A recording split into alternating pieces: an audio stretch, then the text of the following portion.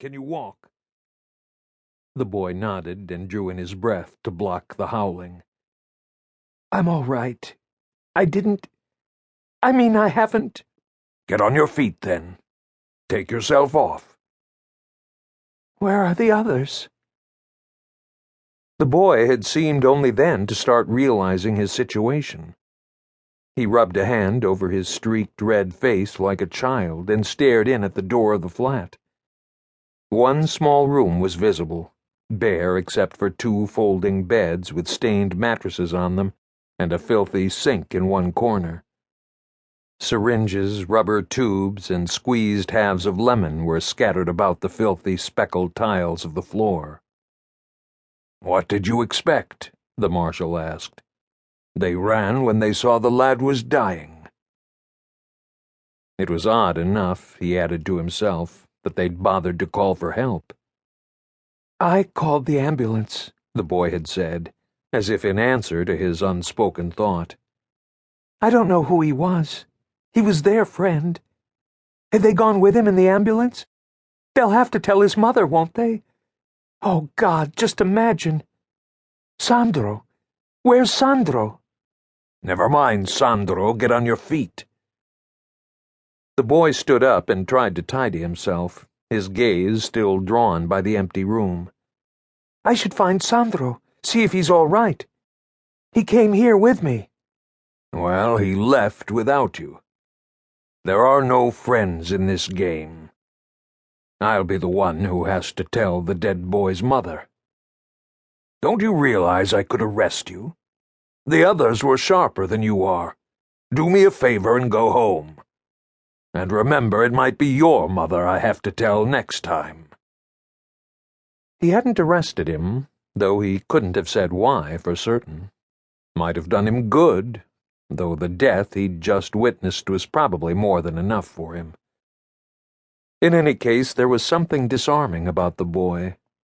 He'd even given him a coffee in the bar downstairs before sending him on his way and addressing himself to the problem of the den of vice above.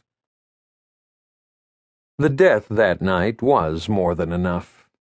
Marco's father, who turned out to be a well-known art historian and critic, sought out the marshal, ostensibly to apologize and thank him. Marco himself had been the one who actually did the apologizing and thanking, after which his father sent him out of the room and tried to offer the marshal money.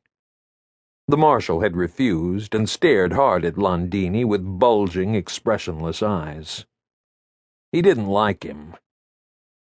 "I don't want anything," he said. "I'm paid to do my job."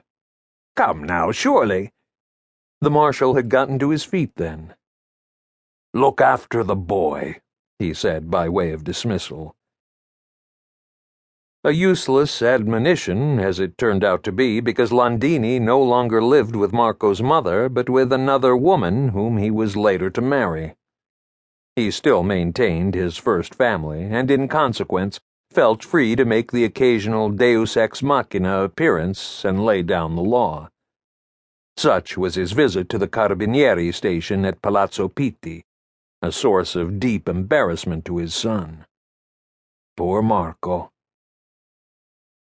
The marshal came out into Piazza Santissima Annunziata, and his glance was drawn to the right, where the white swaddled babies on their blue medallions were illuminated along the front of the 15th-century orphanage.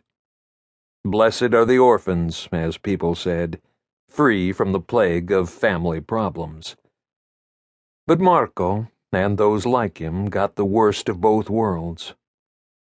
He crossed below the dark bulk of the equestrian statue and left the square to the right. He hadn't been surprised at Marco's phone call the other day. Landini's death had been reported in all the papers and mentioned on the television news. He'd left a considerable collection of paintings. "Have you heard?" "Yes, I saw it in the Nazione." "He left me some money in the studio. I was a bit surprised, to tell you the truth, but I confess that it comes at a time when I really need it."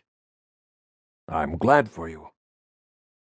He didn't add what he was thinking, that Landini had done little enough for his son when he was alive.